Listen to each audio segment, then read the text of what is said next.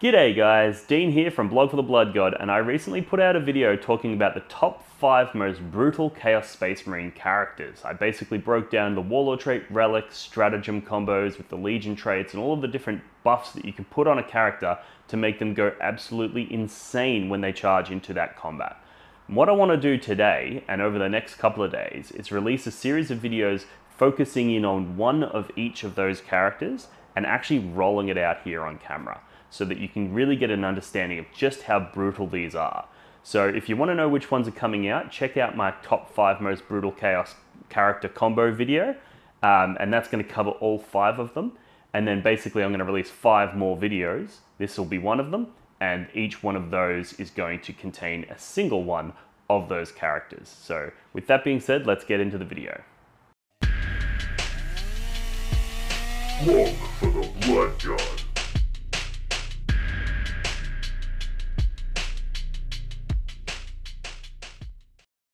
Alrighty, before we start this video, let's just do a quick recap by showing you a snippet from our previous episode on what this character actually does. And then once we've got a better understanding of which character we're talking about and what damage they do, we'll then roll it out on camera. So here's a clip from my previous episode on the top 5 most savage Chaos Space Marine characters. I call him the Black Fist. He is a Chaos Lord from the Black Legion.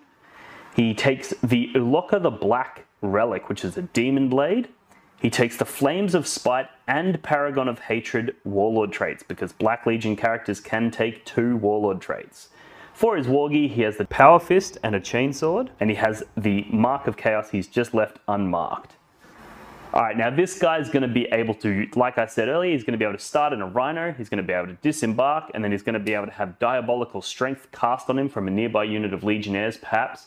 And then he's about to go in and just do insane amounts of damage. So let's talk about his Warlord traits and relics in detail and what they actually provide him, so that you get a better understanding of just how fucking powerful this guy is. Alright, so looking at his relic, Uloka the Black. So it's a Chaos Undivided model only. Select 1 melee weapon, excluding relics, that the bearer is equipped with. The weapon is now a relic for all rules purposes and has the demon weapon ability. And each time an attack is made with this demon weapon, if that attack successfully wounds the target suffers 1 mortal wound in addition to any normal damage. Alright, so this is pretty straightforward. Basically, every time he wounds you, you take a mortal wound. Every single time. And this is going to be really, really powerful when paired with some of the other Warlord traits that he's got.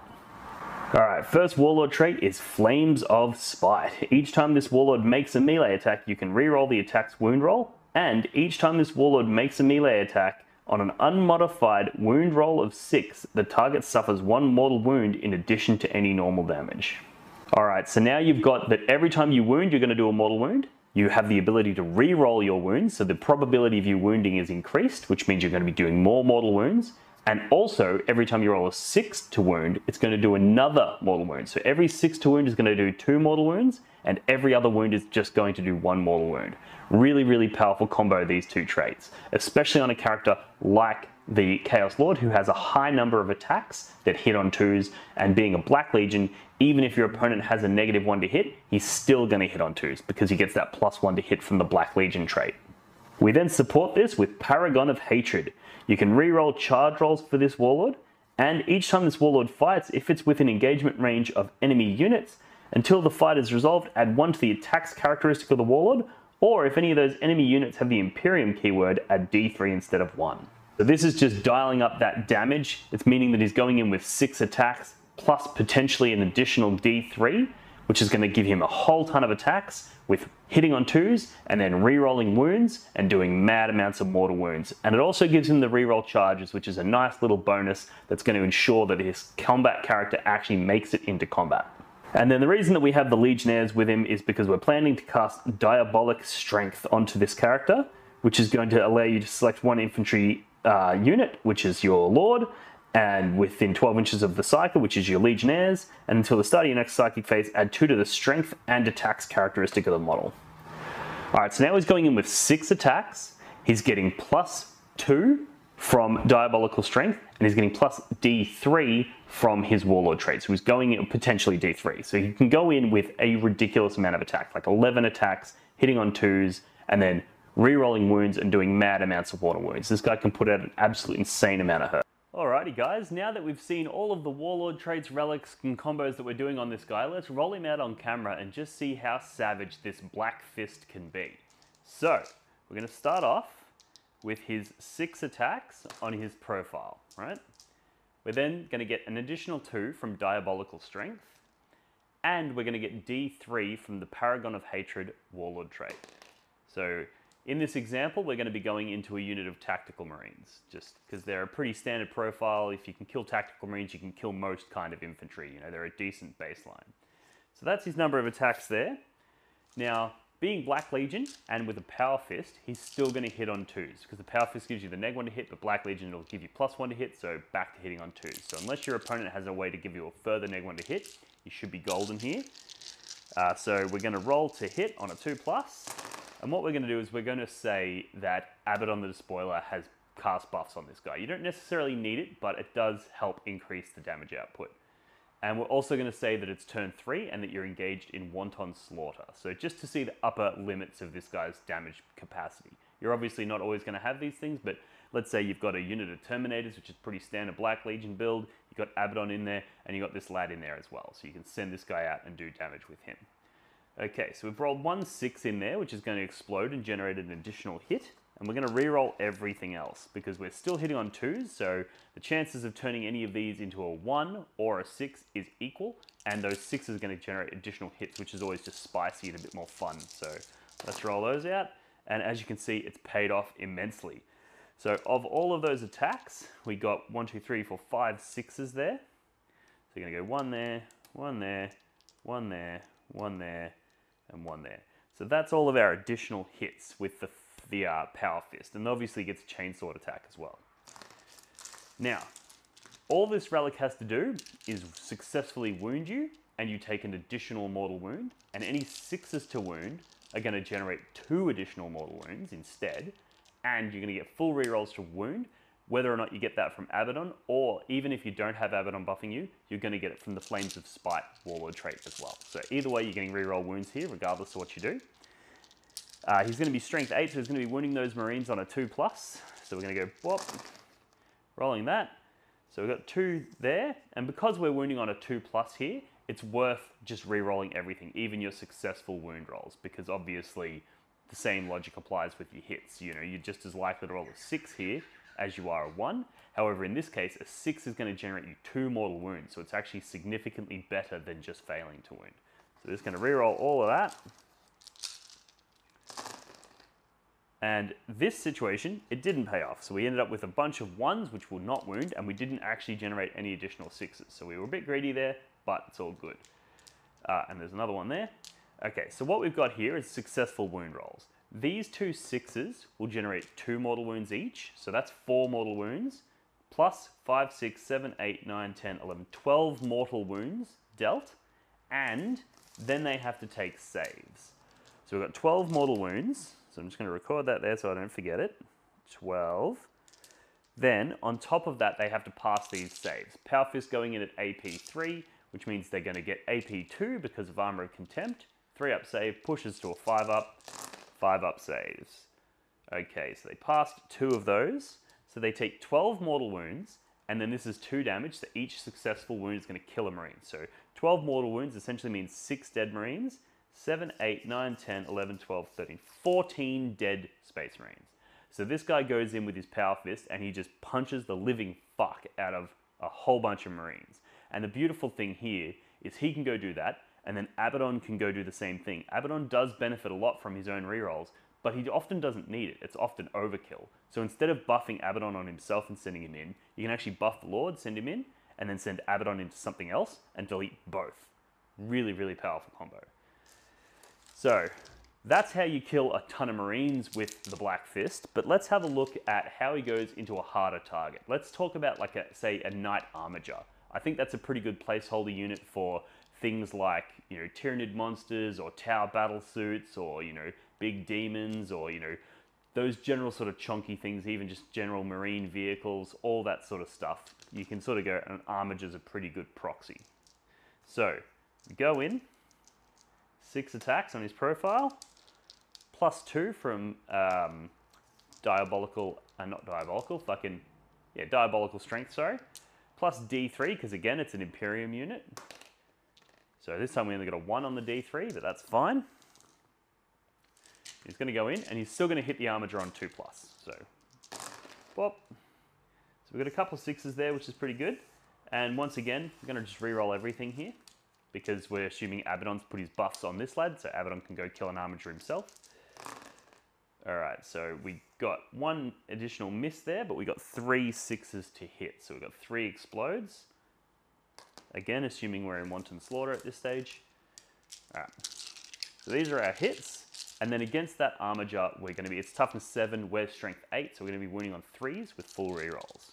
So, whoop, there's our wound roll. Very good start with 4 6s. Now this becomes a little bit of a trickier decision whether or not you want to re-roll these, because now you're wounding on 3s. So if I re-roll these, so obviously I re-roll these 2 failed wounds, right? Because they're failed. These 5, if I re-roll them, I've got a 1 in 3 chance of turning one of these successful wounds into a failed wound, right? But I've got a 1 in 6 chance of doubling the amount of mortal wounds dealt. In this situation, I actually don't think I will re-roll them. And basically you make this decision based on the number of wounds you've rolled there. If you've already hit a whole ton of mortal wounds, you probably don't need to be greedy. However, if you roll these out and you don't get any 6s, you just go fuck it and you just re-roll the whole lot, because the chances of you getting a few 6s there is a lot higher. So we're just going to re-roll these 2 fails. Turns one of them into a pass, and that one fails as well. So now that Knight Armiger is going to take 8 mortal wounds, 9, 10, 11, 12, 13, 14 mortal wounds total, right?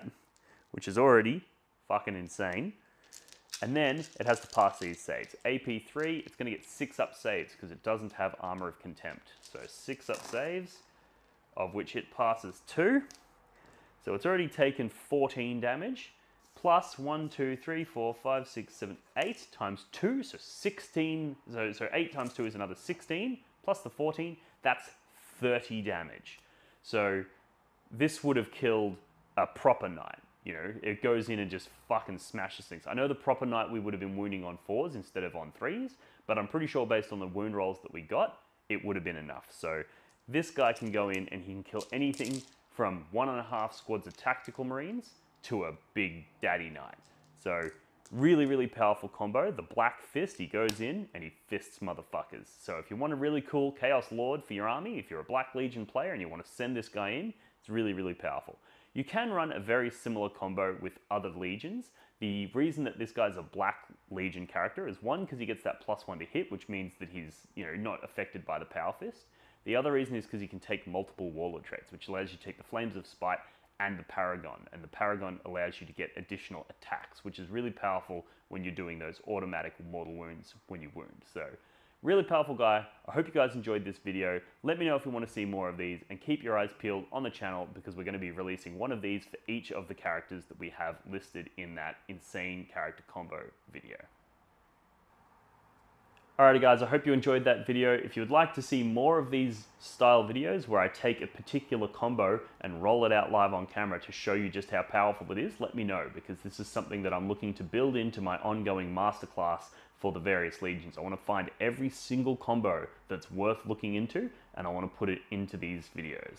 So let me know what you think in the comments below. A huge thank you to my supporters on Patreon. You're the reason that I was able to get 2 cameras set up. You know, I've been able to upgrade my equipment consistently through my own financial investment because you guys motivate me, you guys inspire me, and you guys make me believe that if I continue to do this, eventually I will be able to make this a full-time job, or at least a part-time job, and try and generate an actual community where we have sick content coming out regularly.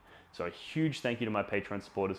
If you want to show your support, either head over to Patreon, that's the best place to go. We've got a Discord community there where we get a lot of good work done. We do one-on-one coaching, we talk lists and strategy and pairings and matchups, we talk it all. Or if you want to show your support by getting something back, you can purchase a shirt like what I'm wearing over on my Teespring site, links in the description, or you can purchase some neoprene objective markers, or I've got dice on the way as well. So whichever way you want to go, we've got you covered. And yeah, thanks for tuning in. I'll see you in the next one. Cheers. The Warhammer community suffers from some of the most prohibitively expensive essentials in the world, especially Australian content creators. Every single day, Dean wants to create content, but he can't. Suffering from old, worn-out brushes, expensive model kits, and costly software and equipment, he can't endure much longer. Just look at this dirty paint water. Would you drink this? Would you let your child? Even a small monthly donation can help provide Dean with clean paint water, basic tools for survival, and access to life-saving information and education.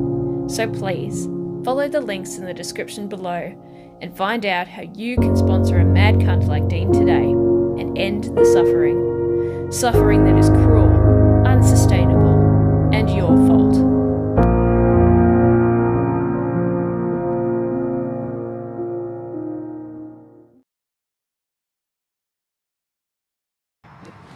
Do your objective markers ever get lost behind terrain or other models and become difficult to see? Do they ever get bumped and accidentally moved during a game? And do they ever spark arguments about distances? Well, not anymore. Introducing the blog for the Blood God, not even remotely patented neoprene objective markers. Made from the same material as astronaut suits, or maybe military equipment, or probably neither of those things, this 2mm thick neoprene synthetic rubber is tear resistant, water resistant, and is designed to last. But that's not all. The blog for the Blood God, not even remotely patented neoprene objective markers come in a variety of different designs and styles to suit any faction represented in the Warhammer 40,000 universe. These objective markers are a perfect gift for yourself or a friend, and are a perfect way to flex and show your opponent that not only are you a smarter, cooler, and better 40k player than them, but you also have more disposable income than they do. For the low price of $25, you'll get not one, not two, but 6 neoprene objective markers, perfectly designed for 9th edition Warhammer 40k. But wait, there's more. For a limited time only, people who sign up on Patreon to support Blog for the Blood God as a Skull Champion tier $5 per month member will gain access to a custom design service where I will design a unique logo to support their gaming club, like the one I did to the left here for the Potato Farmers local gaming club here in Melbourne. Follow the links in the description of this video to pick up your set today.